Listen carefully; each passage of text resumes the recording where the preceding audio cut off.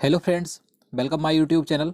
आज के इस वीडियो में हम बात करेंगे जो इंडियन करेंसी है उससे संबंधित कुछ महत्वपूर्ण क्वेश्चन देखेंगे, जैसे कि 200 रुपये के नए नोट के पीछे किसका चित्र अंकित है। इस प्रकार के जितने भी क्वेश्चन आपसे एग्जाम में पूछे जा सकते हैं, आज हम उन सभी को देखेंगे। तो इसलिए वीडियो को पूरा देखते रहिए। और अगर आप हमारी वीडियो पहली बार देख रहे हैं तो हमारे चैनल को जरूर सब्सक्राइब करें, साथ ही उसके साइड में बेल आइकन जरूर दबा दें ताकि आप आने वाली सभी वीडियो को देख सकें। तो चलिए आज के वीडियो शुरू करते हैं।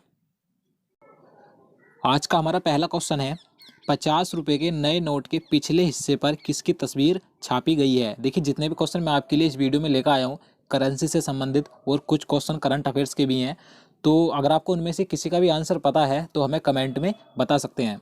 तो यहाँ पर इसका राइट आंसर ऑप्शन बी हो जाएगा, हम्पी। आपको ध्यान रखना है, जो इस समय पर नया नोट आया हुआ है 50 रुपये का, उसके पिछले हिस्से पर हम्पी की तस्वीर छपी है। अब आपको ध्यान रखना है कि हम्पी क्या है। देखिए, जो हिस्ट्री में विजयनगर साम्राज्य था तो उसकी राजधानी हुआ करती थी हम्पी। और अगर हम बात करें कि हम्पी वर्तमान में कहाँ पर है, तो आपको ध्यान रखना है ये कर्नाटक राज्य में स्थित है। और देखिए, आपको यहाँ से एक पॉइंट और ध्यान रखना है, जो इस समय पर 50 रुपये का नया नोट है, इसका आकार यानी कि इसकी लंबाई चौड़ाई कितनी है, आपको ये भी ध्यान रखनी है। अगर हम बात करें इसकी चौड़ाई की तो 66 मिलीमीटर इसकी चौड़ाई है। और अगर हम बात करें इसकी लंबाई की तो 135 मिलीमीटर इसकी लंबाई है। तो आपको ध्यान रखना है ये मिलीमीटर में है। चलिए नेक्स्ट क्वेश्चन देखते हैं। क्वेश्चन नंबर 2 है, 100 रुपये के नए नोट पर पीछे की ओर किसकी आकृति छपी है। देखिए, इससे पहले क्वेश्चन में हम बात कर चुके हैं 50 रुपये के नोट की, तो उस पर हम्पी की तस्वीर है। इस क्वेश्चन में 100 रुपये के नोट पर बताना है किसकी आकृति छपी है। तो इसका राइट आंसर ऑप्शन डी हो जाएगा, रानी की बाब। देखिए, आपको ध्यान रखना है, जो रानी की बाब है ये गुजरात के पाटन में स्थित है। तो 100 रुपये के नए नोट के पीछे रानी की बाब का चित्र अंकित है, तो आपको ध्यान रखना है। और देखिए, अगर हम बात करें इसकी लंबाई चौड़ाई की तो 100 रुपये के नए नोट की जो चौड़ाई है 66 मिलीमीटर ही इसकी चौड़ाई है। और इसकी जो लंबाई है 142 मिलीमीटर इसकी लंबाई है। तो आपको ध्यान रखना है। तो चलिए नेक्स्ट क्वेश्चन देखते हैं। क्वेश्चन नंबर 3 है, भारतीय करेंसी नोट पर कितनी भाषा लिखी होती हैं। देखिए, काफ़ी अच्छा क्वेश्चन है ये, कई लोग इसमें कंफ्यूज भी हो जाते हैं। तो आपको ध्यान रखना है, जो भारतीय करेंसी नोट होता है इस पर कुल 17 भाषाएं लिखी होती हैं। तो यहाँ पे इसका सही आंसर ऑप्शन डी हो जाएगा। देखिए, आपको ध्यान रखना है कि अगर आपसे एग्जाम में क्वेश्चन घुमा फिरा कर पूछा जाए कि भारतीय करेंसी नोट पर पीछे की ओर जो बॉक्स बना होता है, आपने देखा होगा, इसमें कितनी भाषाएं लिखी होती हैं, तो इसमें जो कुल भाषाएं लिखी होती हैं 15 भाषाएं होती हैं। और इंग्लिश और हिंदी को लगाकर पूरे नोट पर 17 भाषाएं होती हैं। तो आपको ये सभी ध्यान रखना है। तो चलिए नेक्स्ट क्वेश्चन देखते हैं। 200 रुपये के नए नोट पर पीछे की ओर किसकी आकृति बनी हुई है। देखिए, इससे पहले हम 50 रुपये के नोट और 100 रुपये के नोट की बात कर चुके हैं, तो मैं आपको एक बार से फिर से बता देता हूँ। 50 रुपये के नोट पर हम्पी का चित्र अंकित है और 100 रुपये के नोट पर रानी की बाब स्थित है। अगर हम बात करें 200 रुपये के नोट की तो आपको ध्यान रखना है, सांची का स्तूप का चित्र अंकित है। तो यहाँ पे इसका सही आंसर ऑप्शन सी हो जाएगा, सांची का स्तूप। आपको ध्यान रखना है। और देखिए, 200 रुपये के नोट की जो लंबाई चौड़ाई है, इसकी चौड़ाई 66 मिलीमीटर इसकी चौड़ाई है। आपको ध्यान रखना है, जो सभी नोट है उनकी जो चौड़ाई है लगभग 66 मिलीमीटर सभी नोटों की चौड़ाई है। और इसकी लंबाई 146 मिलीमीटर है। आपको ध्यान रखना है। नेक्स्ट क्वेश्चन देखते हैं। क्वेश्चन नंबर 5 है, 500 रुपये के नए नोट पर पीछे की ओर किसकी आकृति छपी हुई है। देखिए, आप इसका आंसर ऑप्शन देखकर भी लगा सकते हैं, क्योंकि 3 ऑप्शन ऐसे हैं, मैं आपको पहले भी बता चुका हूँ। तो यहाँ पे इसका राइट आंसर ऑप्शन ए हो जाएगा, लाल किला। 500 रुपये के नए नोट के पीछे लाल किले का चित्र अंकित है, आपको ध्यान रखना है। और इसकी जो लंबाई चौड़ाई है 500 रुपये के नोट की 66 मिलीमीटर इसकी चौड़ाई है। मैं आपको बता चुका हूँ, लगभग सभी नोटों की चौड़ाई 66 मिलीमीटर है। और इसकी लंबाई 150 मिलीमीटर है। आपको ध्यान रखना है। नेक्स्ट क्वेश्चन देखते हैं। 2000 के नए नोट पर पीछे की ओर किसकी आकृति है। देखिए, आपको बताना है कि जो 2000 का नोट आया था विमुद्रीकरण के बाद, जो भारत में नोटबंदी की गई थी, तो इसके पीछे किसकी आकृति छपी हुई है। तो इसका सही आंसर ऑप्शन बी हो जाएगा, मंगलयान। आपको जरूर ध्यान रखना है, मंगलयान छपा हुआ है। देखिए, ये question railway group D exam में पूछा जा चुका है, तो आपको जरूर ध्यान रखना है। और अगर हम बात करें इसकी लंबाई चौड़ाई की तो 66 मिलीमीटर इसकी चौड़ाई है। और इसकी लंबाई सबसे ज़्यादा है सभी नोटों से, 166 मिलीमीटर इसकी लंबाई है। चलिए नेक्स्ट क्वेश्चन देखते हैं। क्वेश्चन नंबर 7 है, मुद्रा आपूर्ति किसके द्वारा नियंत्रित की जाती है। देखिए, काफ़ी अच्छा क्वेश्चन है ये। तो इसका यहाँ पर सही आंसर ऑप्शन सी हो जाएगा, भारतीय रिजर्व बैंक। यहाँ पर भारतीय है भारतीय रिजर्व बैंक यानी आरबीआई के द्वारा मुद्रा आपूर्ति नियंत्रित की जाती है, आपको ध्यान रखना है। नेक्स्ट क्वेश्चन देखते हैं। भारत में नेशनल स्टॉक एक्सचेंज का मुख्यालय कहाँ स्थित है? देखिए ये क्वेश्चन भी काफ़ी महत्वपूर्ण है, क्योंकि ये क्वेश्चन भी एग्जाम में कई बार पूछा जाता है, तो आपको पता है तो आप इसका आंसर लगा सकते हैं। तो इसका राइट आंसर ऑप्शन डी हो जाएगा, मुंबई। जो भारत में नेशनल स्टॉक एक्सचेंज का मुख्यालय है मुंबई में स्थित, आपको ध्यान रखना है। और अगर हम बात करें इसकी स्थापना कब की गई थी, तो आपको ध्यान रखना है 1992 में इसकी स्थापना की गई थी। चलिए नेक्स्ट क्वेश्चन देखते हैं। क्वेश्चन नंबर 9 है, भारत में पहली बार बैंकों का राष्ट्रीयकरण कब हुआ था? तो इसका राइट आंसर ऑप्शन बी हो जाएगा 1969। आपको ध्यान रखना है 19 जुलाई 1969 को भारत में पहली बार बैंकों का राष्ट्रीयकरण किया गया था, और पहली बार 14 बैंकों का राष्ट्रीयकरण किया गया था, आपको ध्यान रखना है। नेक्स्ट क्वेश्चन देखते हैं।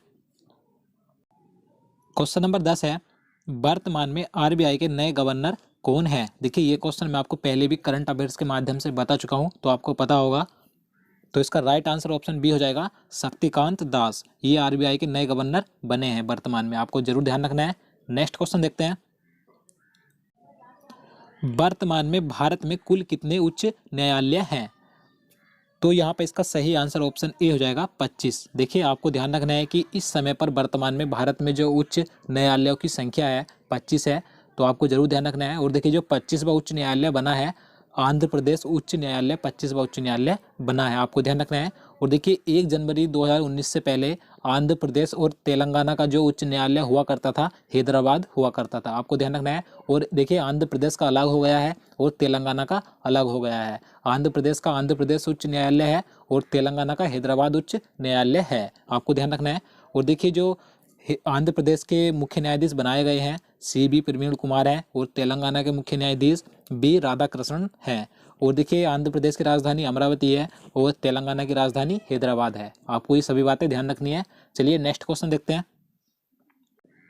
क्वेश्चन नंबर 12 है, केंद्रीय सूचना आयोग के नए मुख्य सूचना आयुक्त कौन बने हैं? देखिए काफी महत्वपूर्ण क्वेश्चन है, करंट अफेयर्स का क्वेश्चन है, तो यहाँ पे इसका सही आंसर ऑप्शन बी हो जाएगा, सुधीर भार्गव। ये नए सूचना आयुक्त बने हैं, आपको जरूर ध्यान रखना है। और देखिए इन्होंने किसका स्थान लिया है, आपको ध्यान रखना है, RK माथुर का इन्होंने स्थान लिया है। और इन्हें जो शपथ दिलाई गई है राष्ट्रपति रामनाथ कोविंद जी के द्वारा इन्हें शपथ दिलाई गई है, आपको ध्यान रखना है। नेक्स्ट क्वेश्चन देखते हैं। भारत द्वारा G20 शिखर सम्मेलन का आयोजन किस वर्ष किया जाएगा? तो इसका राइट आंसर ऑप्शन डी हो जाएगा 2022। देखिए 2022 में भारत में G20 शिखर सम्मेलन का आयोजन किया जाएगा, आपको जरूर ध्यान रखना है। और देखिए अगर हम बात करें 2018 की, कि 2018 में कहाँ पर किया गया था, आपको ध्यान रखना है ब्यूनस आयर्स में किया गया था, अर्जेंटीना की राजधानी में। चलिए नेक्स्ट क्वेश्चन देखते हैं। क्वेश्चन नंबर 14 है, 2019 में गणतंत्र दिवस समारोह में भारत के मुख्य अतिथि कौन होंगे? तो इसका राइट आंसर ऑप्शन ए हो जाएगा, दक्षिण अफ्रीका के राष्ट्रपति। आपको ध्यान रखना है 2019 में गणतंत्र दिवस यानी कि 26 जनवरी को जो भारत के मुख्य अतिथि होंगे दक्षिण अफ्रीका के राष्ट्रपति होंगे, जिनका नाम सिरिल रामफोसा है, आपको ध्यान रखना है। नेक्स्ट क्वेश्चन देखते हैं। हाल ही में ओपेक की 175वीं बैठक कहाँ संपन्न हुई? तो यहाँ पर इसका राइट आंसर ऑप्शन डी हो जाएगा, ऑस्ट्रिया। देखिए अभी हाल ही में ऑस्ट्रिया देश में ओपेक की 175वीं बैठक संपन्न हुई है, आपको ध्यान रखना है। देखिए आप सोच रहे होंगे कि ओपेक क्या है, मैं आपको इसके बारे में बता देता हूँ। देखिए जो ओपेक है, मैं यहाँ पर लिख देता हूँ, OPEC, ओपेक। इसकी जो पूरी फुल फॉर्म होती है, organisation of the petroleum exporting countries, आपको ध्यान रखना है। यानी कि पेट्रोलियम निर्यातक देशों का एक संगठन है ओपेक, इसमें 15 देश शामिल हैं इस संगठन में, आपको ध्यान रखना है। और देखिए इसका जो मुख्यालय स्थित है वियना में, इसका मुख्यालय स्थित है, आपको ध्यान रखना है। तो चलिए नेक्स्ट क्वेश्चन देखते हैं। क्वेश्चन नंबर 16 है, हाल ही में सबसे तेज 25 अंतर्राष्ट्रीय टेस्ट शतक लगाने वाले भारतीय बल्लेबाज कौन बने हैं? तो इसका राइट आंसर ऑप्शन बी हो जाएगा, विराट कोहली। देखिए भारत की ओर से अंतर्राष्ट्रीय टेस्ट क्रिकेट में सबसे तेज 25 शतक लगाने वाले खिलाड़ी विराट कोहली बन गए हैं, आपको ध्यान रखना है। और देखिए अगर हम बात करें भारत की ओर से दूसरे नंबर पर कौन से खिलाड़ी हैं, आपको ध्यान रखना है, सचिन तेंदुलकर हैं, जिन्होंने 130 पारियों में 25 शतक लगाए थे। और विराट कोहली ने सिर्फ 127 पारी में 25 शतक लगाए हैं, आपको ध्यान रखना है। और देखिए अगर हम बात करें पूरे विश्व में कि पहले स्थान पर कौन है, तो आपको ध्यान रखना है ऑस्ट्रेलिया के सर ब्रैडमैन थे, जिन्होंने 68 पारियों में 25 शतक लगाए थे। चलिए नेक्स्ट क्वेश्चन देखते हैं। पशुओं के अधिकार के लिए लड़ने वाले संगठन पेटा इंडिया ने किसे पर्सन ऑफ द ईयर 2018 चुना है?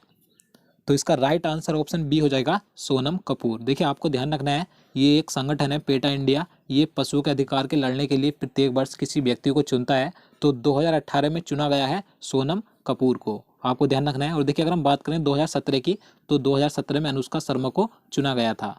तो आपको ये सभी ध्यान रखना है। नेक्स्ट क्वेश्चन देखते हैं।